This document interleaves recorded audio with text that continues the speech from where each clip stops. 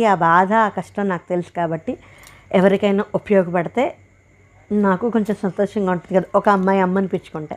అందుకోసం నేను pregnancy confirm అయిన తర్వాత చదివిన స్తోత్రాలు: సంతాన గోపాల స్తోత్రం, గర్భరక్షా స్తోత్రం, షష్ఠీదేవి స్తోత్రం, స్కందోత్పత్తి శ్లోకాలు.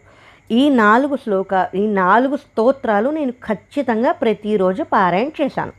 కన్ఫర్మ్ అయిపోయిన తర్వాత అంటే నాకు 32nd డే డాక్టర్ చెప్పి, అంటే 31st డే 30th డే నేను టెస్ట్ చేసుకున్నాను. 31st డేన కన్ఫర్మ్ అయింది. 32nd డే డాక్టర్ దగ్గరికి వెళ్ళి నేను డాక్టర్ నాతో కన్ఫర్మ్ చెప్పేసింది. అప్పటి నుంచి నేను చేస్తున్న ఇవన్నీ నేను చదివే శ్లోకాలు అన్నిటితో పాటు నేను ఇవి ఖచ్చితంగా అప్పటి నుంచి చదివా.